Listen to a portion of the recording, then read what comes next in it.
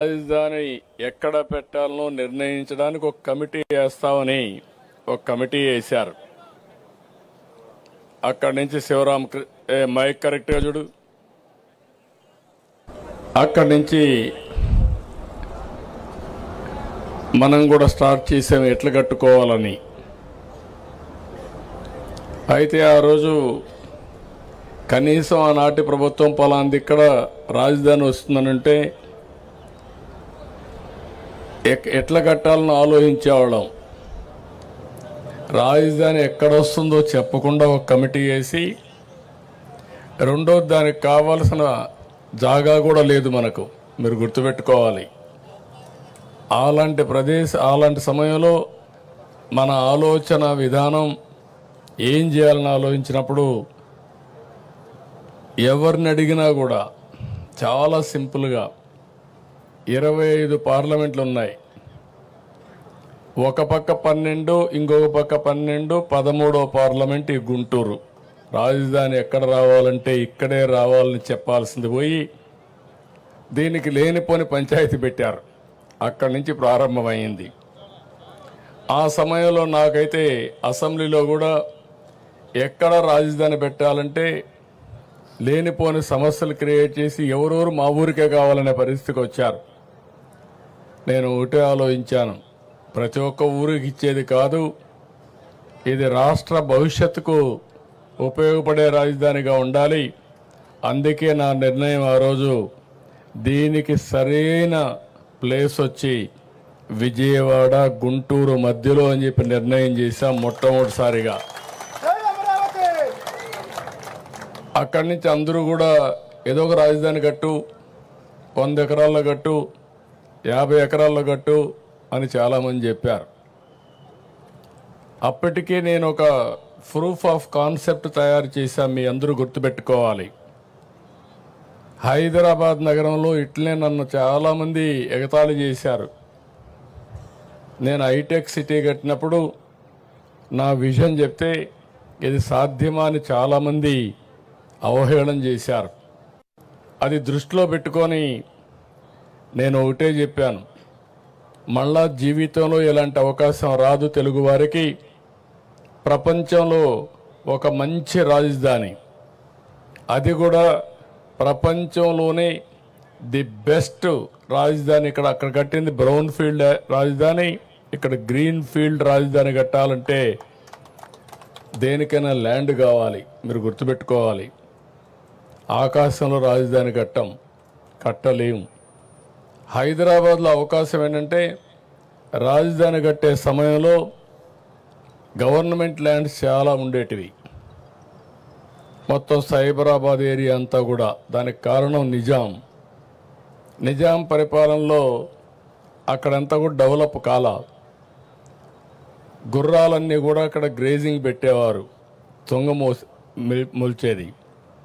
అలాంటి ప్రదేశం చాలా గవర్నమెంట్ ల్యాండ్స్ అని కొంతమంది హైదరాబాద్ నుంచి పాకిస్తాన్కి వెళ్ళిపోయి ఆ ల్యాండ్స్ కూడా వదిలిపెట్టిపోయారు. అవన్నీ తీసుకొని నేను బ్రిక్ బై బ్రిక్ డెవలప్ చేశా.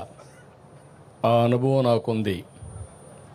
అయితే ఇక్కడ ఏం చేయాలని నాకు అర్థం కాకపోతే నాకు దారి చూపించింది ఇక్కడుండే రైతాంగం అని చెప్పి మరొకసారి మీ అందరికీ విజ్ఞప్తి చేస్తున్నా.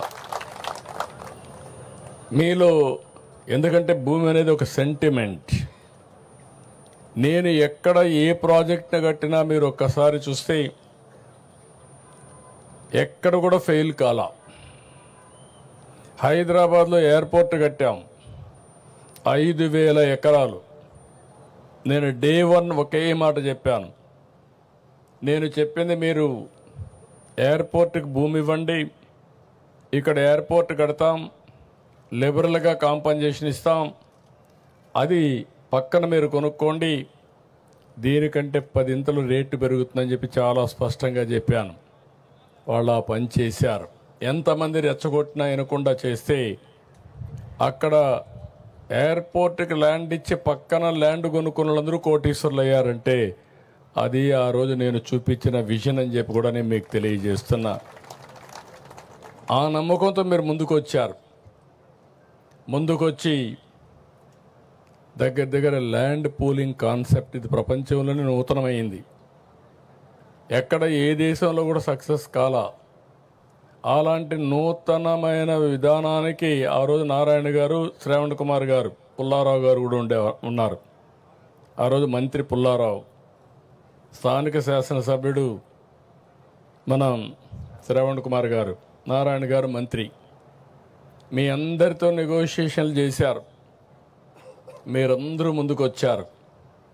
ఫస్ట్ టైం చరిత్రలో ప్రపంచంలోనే ల్యాండ్ పూలింగ్ కింద అందరూ కూడా ల్యాండ్ ఇచ్చిన ఏకైక చరిత్ర అమరావతి రాజధాని. అది నా జీవితంలో ఎప్పుడూ మర్చిపోలేను. అలాంటి దీనికి దోహదం చేశారు. తర్వాత జరిగిన 5 ఏళ్ళు. అయితే ఆ రోజు మనం గుర్తుపెట్టుకోవాల్సింది, ముందు రాజధాని ఎక్కడ పెట్టాలని నిర్ణయం జరిగింది. ఆ తర్వాత మీరు ల్యాండ్ ఇవ్వడానికి కొంత సమయం ఏ విధంగా రావాలి, పాలసీ అన్ని కూడా నిర్ణయించాం. ల్యాండ్ పూలింగ్ చేశాం. అప్పటికే లేట్ అవుతుందంటే సెక్రటరియట్ కట్టాం, అసెంబ్లీ కట్టాం.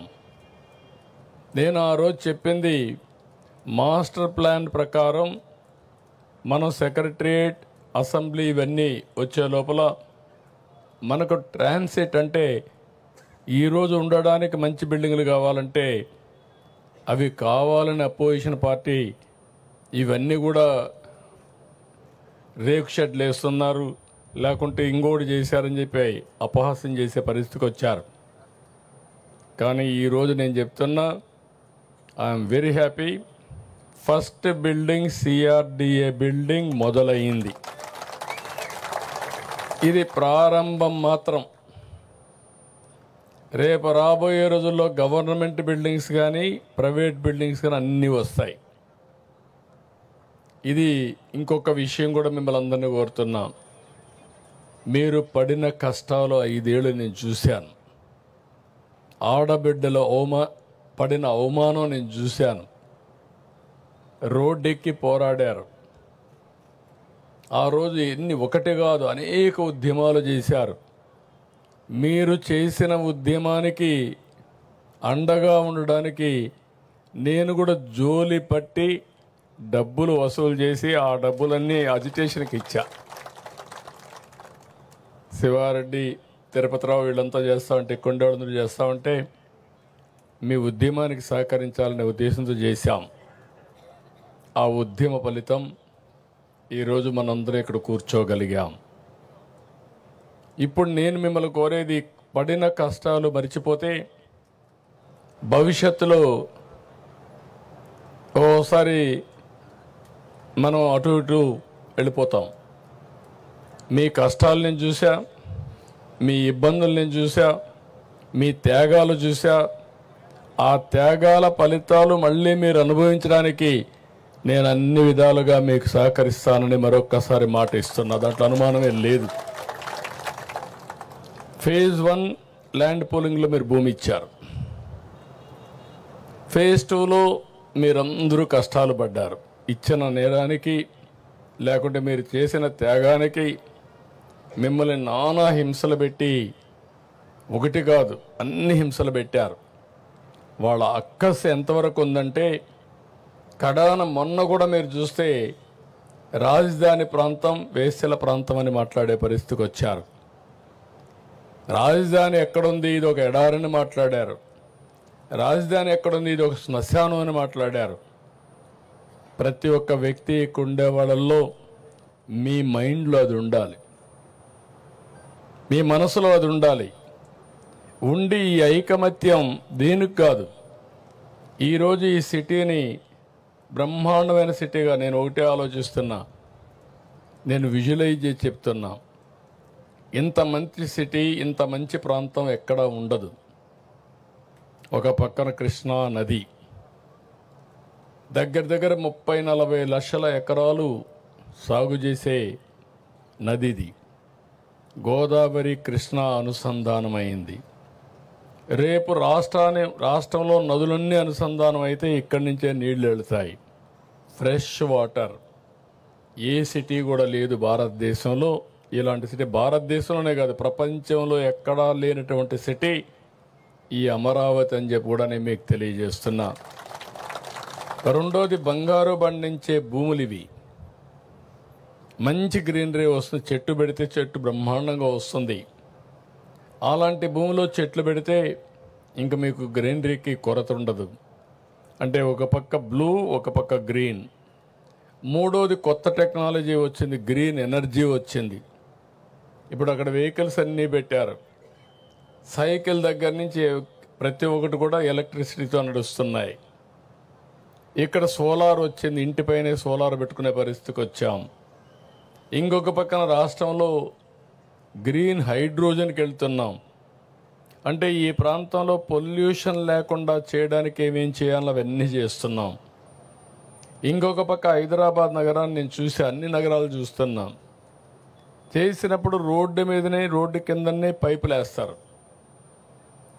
ఓసారి అది పగిలితే రోడ్డు అంతా కూడా మురికి నీరు పారుతూ ఉంటుంది. అది హైదరాబాద్లో చూసా, బాంబేలో చూసా, బెంగళూరులో చూసా, ఎవ్రీవేర్ చూసా. ఈ అనుభవాలు చూసిన తర్వాత ఫస్ట్ టైం యూటిలిటీస్ అన్నిటికీ సర్వీస్ డక్ట్లు పెట్టేసి ఏది కూడా పైపులు రిపేర్ చేసే పని లేకుండా ఫ్లడ్ వాటర్ మొదలుకొని, వరద నీరు మొదలుకొని, మురుగునీరు మొదలుకొని, కేబుల్స్ మొదలుకొని, కరెంట్ మొదలుకొని, కడాన డిస్ట్రిక్ట్ కూలింగ్ అని పెట్టి ఏసీ కూడా ఇంటి దగ్గరికి తీసుకొచ్చి ఇచ్చే విధంగా, ఆఫీస్ దగ్గర తీసుకొచ్చే విధంగా ఏర్పాటు చేసే పరిస్థితికి వచ్చాం. ఇది ఎక్కడ ఏ సిటీకి లేదు. అందుకే నేను చెప్పా ఇది ఒక గ్రీన్ సిటీ అని. కొంతమంది ఇప్పుడు కూడా మాట్లాడుతున్నారు, ఇక్కడ రైతాంగం త్యాగం చేశారు. మీరు త్యాగం చేసిన తర్వాత ల్యాండ్ పూలింగ్లో ఎప్పుడు కూడా కొన్ని వేల కోట్ల రూపాయలు ల్యాండ్కే ఖర్చు అయ్యే సందర్భంలో మీరు ఇచ్చింది మీరు డెవలప్ చేయండి, ఆ అభివృద్ధి వల్ల దీనివల్ల ల్యాండ్ విలువ పెరుగుతుంది, పెరిగిన దాంట్లో మాకు కూడా కొంత ఇవ్వండి. అదే మరిగా మీరు ఆ ల్యాండ్ అమ్మి ఇక్కడ రాజధాని కట్టడానికి నిధుల సేకరణకు కూడా మీరు సహకరించే పరిస్థితి వచ్చారు. అందుకే ఈ ప్రాజెక్టు సెల్ఫ్ మానిటైజేషన్. అంటే ఒక్క రూపాయి కూడా గవర్నమెంట్ డబ్బులు ఖర్చు పెట్టడం లేదు. నేను విమర్శించే వాళ్ళకందరికీ ఒకే మాట చెప్తున్నా, మీరు ఎప్పుడూ విమర్శే మీరు చేసేది. హైదరాబాద్లో నేను ఒక్క రూపాయి గవర్నమెంట్ డబ్బులు ఖర్చు పెట్టలేదు. నా తెలివితేటలతో ఆ రోజు బిల్డింగ్ బై బిల్డింగ్ కట్టా.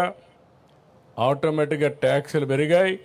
ఈరోజు హైదరాబాద్ నగరం వల్ల తెలంగాణ రాష్ట్రానికి 70% వనరులు హైదరాబాద్ నుంచి వస్తున్నాయంటే అది ఆ రోజు నేను వేసిన ఫౌండేషన్ అని చెప్పి మీకు తెలియజేస్తున్నా. అక్కడ ల్యాండ్ ఇచ్చాను, ఇక్కడ ల్యాండ్ పూలింగ్లో ల్యాండ్ మీరు ఇచ్చారు. ఆ ల్యాండ్లో కొంత ల్యాండ్ రిజర్వ్ చేసి ఆ ల్యాండ్ కూడా అమ్మి, ఇప్పుడు నిన్న చూస్తే హైదరాబాద్లో నాకు ఎంత ఇది వెళుతుంది, రాయదుర్గ్లో ఎకరా 177 కోట్లు. నేను హైటెక్ సిటీ స్టార్ట్ చేసినప్పుడు హైటెక్ సిటీ ఎదురుగా ఎకరా 1,00,000 రూపాయలు. ఈరోజు 177 కోట్లు అంటే ఎన్ని రెట్లో మీరు ఒకసారి ఆలోచించుకోండి. అంటే ఈరోజు మీరు గుర్తుపెట్టుకోవాల్సింది, ఈరోజు సిటీ ఇక్కడికి ఆగిపోతే ఒక చిన్న సిటీగా తయారవుతుంది. హైదరాబాద్ ప్రారంభించింది సైబరాబాద్లో. ఎయిర్పోర్ట్ ఎక్కడ కట్టాం? శంషాబాద్లో. ఇంకొక పక్కన గచ్చిబౌల్లో మీకు స్పోర్ట్స్ సిటీ కట్టాం. జినాం వ్యాలీ ఎక్కడ కట్టామంటే ఇంకొక సైడ్ కట్టాం. రామోజీ ఫిల్మ్ సిటీ ఇంకొక సైడ్ వచ్చింది. సింగపూర్ టౌన్షిప్ ఉప్పల్లో వచ్చింది. స్టేడియం ఉప్పల్లో కట్టాం. దాంతో ఏమైందంటే 9 మున్సిపాలిటీలు కలిపి ఔటర్ రింగ్ రోడ్ వేసి 163 కిలోమీటర్ల రోడ్ వేసి హైదరాబాద్కి ఒక వడ్డాణం, ఒక నెక్లెస్ తయారు చేసాం. ఆ రోడ్ని మీరు చూస్తే ఎవరు ఇప్పుడు చేయలే, రిప్లికేట్ కూడా చేయలే.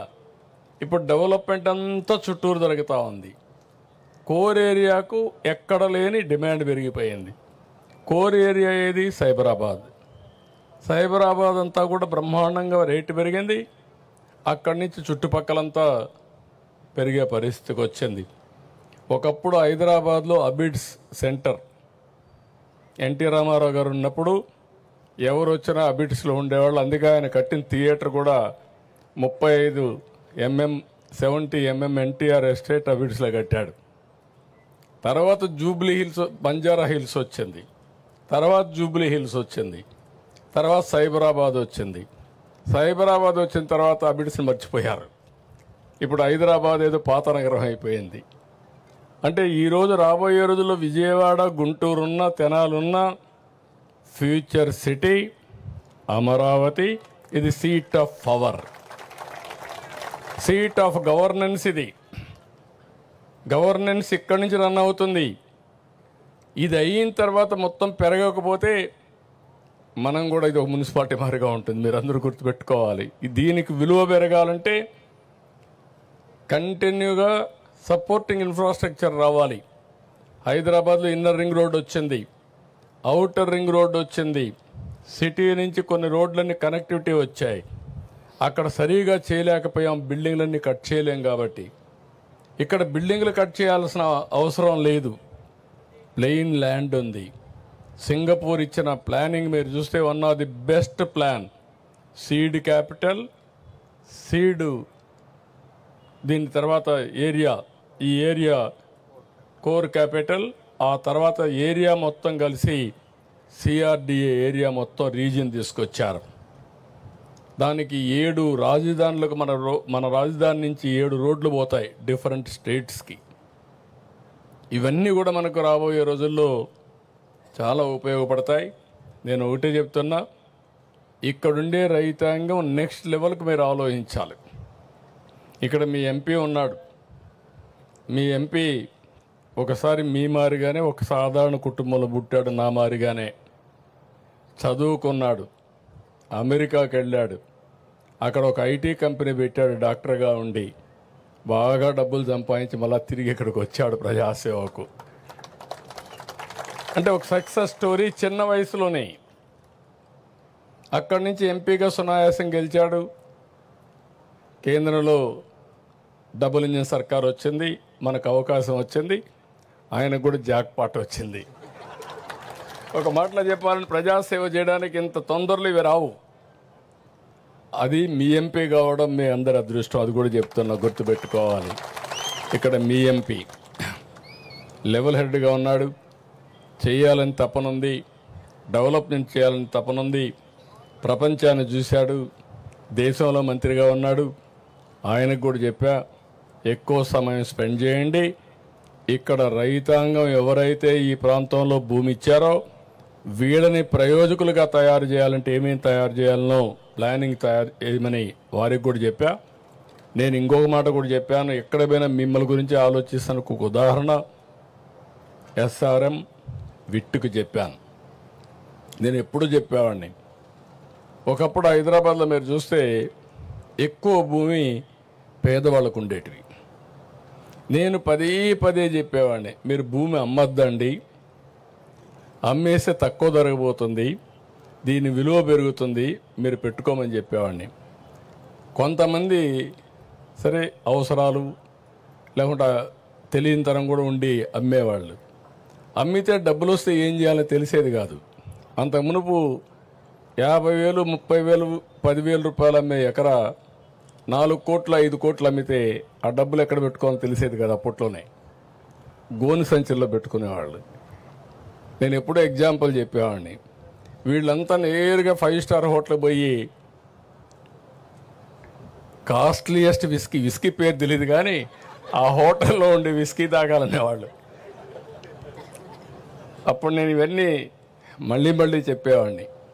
ఇక్కడుండే మీకు కూడా చెప్తున్నా, దుర్వినియోగం చేయొద్దండి. అమరావతి రైతాంగం అంతా మీరు మీ పిల్లలు ఆలోచించండి. అందరం సాధారణ కుటుంబాలను పుడతాం.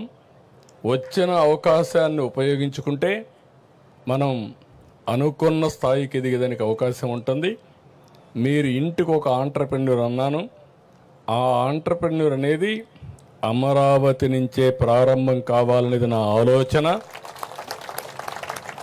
ఇక్కడ విట్టు, ఎస్ఆర్ఎం, రేపు రాబోయే రోజుల్లో టెక్నాలజీ కోసం బిట్స్ పిలాని ప్రపంచంలో ఉండే యూనివర్సిటీస్ అన్నీ వస్తాయి. ఇక్కడే మీ భూమిలో మీరు చూస్తే క్వాంటమ్ కంప్యూటింగ్ వస్తూ ఉంది. క్వాంటమ్ వాల్యూగా డిక్లేర్ చేశాను. విశాఖపట్నంలో నిన్నే గూగుల్, ఈరోజు ఢిల్లీకి వెళ్తున్నా, గూగుల్ కూడా వచ్చే పరిస్థితికి వచ్చింది. ఈ గూగుల్ వల్ల ఏఐ సునాయాసంగా డేటా సెంటర్ ఏఐ వస్తుంది. ఇవన్నీ కూడా మీరు గుర్తుపెట్టుకోవాల్సింది. నాకు కూడా అర్థమయ్యి ఇవన్నీ కాదు, నేను మొదటి నుంచి కూడా ఏదైనా అర్థం చేసుకొని ప్రపంచంలో ఏది జరుగుతుందో దాన్ని ముందు ఊహించి మన తెలుగు జాతికి అందించాలనేది నా ఆకాంక్షని మరొక్కసారి మీ అందరికీ తెలియజేస్తున్నా. ప్రధానమంత్రి గారు క్వాంటమ్ మెషిన్ పెట్టాడు, నేను క్వాంటమ్ కంప్యూటర్ అమరావతి తీసుకొచ్చా. ప్రధానమంత్రి గారు గ్రీన్ హైడ్రోజన్ మిషన్ పెట్టాడు, నేను ఆంధ్రప్రదేశ్ని గ్రీన్ హైడ్రోజన్ వ్యాలీగా తయారు చేస్తున్నా. అందరూ ఏ గురించి మాట్లాడుతున్నారు. హైదరాబాద్లో మీరు ఆ రోజు హైటెక్ సిటీ, ఐటీ, ఒకే ఒక నిర్ణయం, మీ ఊర్లో కూడా ఉంటారు. ప్రపంచంలో ఏ దేశానికి పోయినా హైయెస్ట్ పర్ క్యాపిటల్ ఇన్కమ్ ఎవరిదంటే తెలుగువారిది. అది తెలుగువారి యొక్క ప్రతిభని మరొకసారి మీ అందరికీ విజ్ఞప్తి చేస్తున్నా. ఇప్పుడు ఏ అయిపోయింది, డేటా సెంటర్, లేకపోతే క్వాంటమ్ కంప్యూటర్, ఇంకొక పక్కన ఎక్కడికక్కడ ఆర్టిఫిషియల్ ఇంటెలిజెన్స్. ఆర్టిఫిషియల్ ఇంటెలిజెన్స్ వల్ల నిర్ణయాలు చేయడం చాలా ఈజీ అవుతుంది, చాలా అక్యురసీ వస్తుంది. నేను ఇక్కడే ముగ్గురికి నారాయణ గారు చెప్తున్నా. నారాయణ గారు ఫస్ట్ నుంచి అసోసియేట్ అయ్యాడు, శ్రావణ్ కుమార్ ఫస్ట్ నుంచి అసోసియేట్ అయ్యాడు. మీతో సంబంధాలు పెట్టుకొని మిమ్మల్ని మెప్పించిన వ్యక్తులు. నేను అందుకే ఒక మాట చెప్పాను, మీరు కూడా గుర్తుపెట్టుకోవాల్సింది అన్నీ మీరే చేసేయంటే ఎవరు చేయలేం, కానీ మీరు బాగుపడడానికి దోహదం చేయడానికి హ్యాండ్ హోల్డింగ్ ఇవ్వడం మా బాధ్యత, ఇబ్బందులు లేకుండా చేయడం మా బాధ్యతని మరొకసారి మీ అందరికీ తెలియజేస్తున్నా. ఏదో మిమ్మల్ని మెప్పించడానికి నేను మాట్లాడడం లేదు, కానీ నాకు కూడా పనులు 176 ఉంటాయి.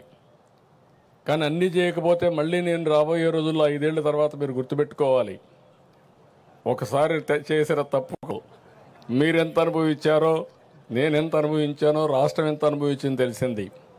రాబోయే రోజుల్లో ఓటమి అనే మాట లేకుండా శాశ్వతంగా ఎన్డీఏ ఉండాలి.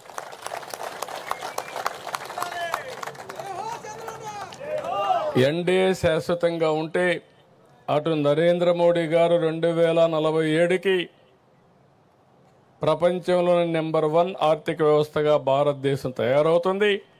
దానికి ఇంజన్గా ఆంధ్రప్రదేశ్ రాష్ట్రం ఉంటుందని మరొకసారి మీ అందరికీ విజ్ఞప్తి చేస్తున్నా. అందుకే ఈరోజు జనసేన అధినేత పవన్ కళ్యాణ్ గారు, తెలుగుదేశం, బీజేపీ ముగ్గురం కలిసి మనం ముందుకు పోతున్నాం. ఇక్కడ ఉండే రైతాంగం కూడా మీరు గుర్తుపెట్టుకోవాల్సింది, మీరందరూ కూడా ఇంకా రాబోయే రోజు రైతు నుంచి పారిశ్రామికవేత్తలు కావాలి. ట్రాన్సిషన్. ఇంకా మీరు రైతు ఆలోచన చేశారంటే మళ్ళీ ఎక్కడికో పోయి ఒక 5 ఎకరాలు 10 ఎకరాలు భూమి తీసుకొని మళ్ళీ వ్యవసాయం చేయాల్సి వస్తుంది. కాదు, ఈ ప్లేస్ మారింది, ప్రొఫైల్ మారింది, మీ ఆలోచన మార్చాలి, మీరు కూడా బాగుపడాలి. రాష్ట్రంలో ఉండే ప్రతి ఒక్కరికి చెప్తున్నా, నేను ఎక్కడ ఏది చేసినా ప్రజల కోసం చేస్తా, భవిష్యత్ తరాల కోసం చేస్తా. మీరు కూడా సహకరిస్తే రాష్ట్రం అన్ని ప్రాంతాల్లో అభివృద్ధి చేసుకుంటాం. ఈ ఒక్క ప్రాంతం కాదు, విశాఖపట్నం దీనికంటే ఫాస్ట్గా వెళ్ళిపోతూ ఉంది.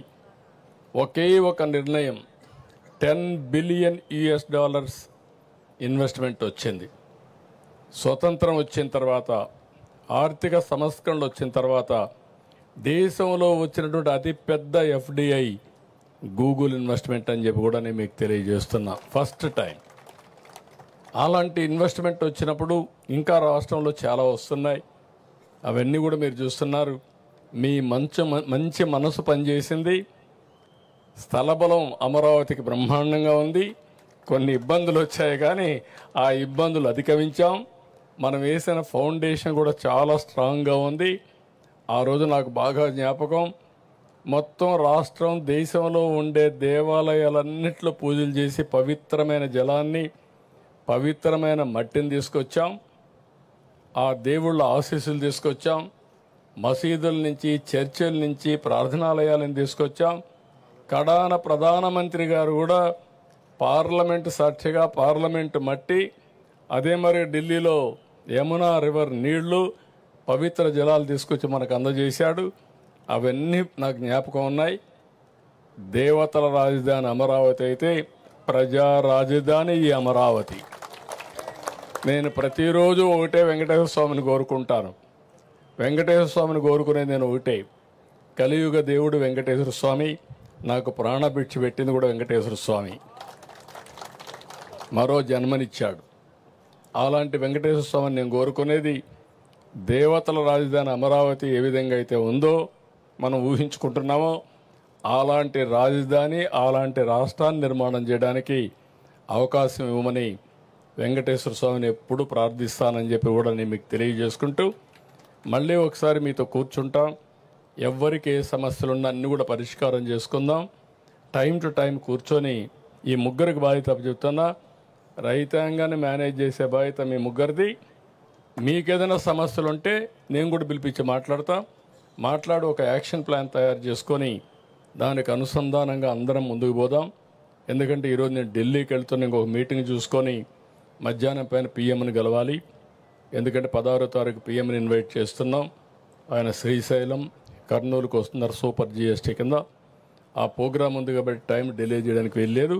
తొందరలోనే మిమ్మల్ని కలుస్తానని చెప్పి కూడా నేను మీకు తెలియజేసుకుంటూ ఎవ్వరికీ అనుమానం అవసరం లేదు. మిమ్మల్ని మరిచిపోయే సమస్య లేదు. మిమ్మల్ని మరిచిపోతే మీరు చేసిన త్యాగాన్ని నేను మర్చిపోయినట్టు అవుతుందని చెప్పి మరొకసారి తెలియజేసుకుంటూ మీ త్యాగాన్ని గుర్తుపెట్టుకుంటా, మిమ్మల్ని గుర్తుపెట్టుకుంటా, దానికి ప్రతిఫలం అనునిత్యం ఆలోచించి ఏ విధంగా చేయాలనో చేసుకుందామని చెప్పి తెలియజేసుకుంటూ మరొకసారి వండర్ఫుల్ ఒకేషన్, జీవితంలో మరుపు రాలేనటువంటి సంఘటన. ఫస్ట్ బిగినింగ్ మాత్రం ఇది అయిపోయిందని నేను అనడం లేదు. ఈరోజు ప్రారంభం చేశాం. మన యాత్రకు ప్రారంభం. కనీసం కూర్చోవడానికి ఒక ప్లేస్, ఆ ప్లేస్ ఇచ్చిన మిమ్మల్ని పేరు పేరున అభినందిస్తూ అందరికీ నమస్కారాలు. జై హింద్, జై జన్మభూమి, జై అమరావతి, జై అమరావతి, జై అమరావతి, జై జై అమరావతి.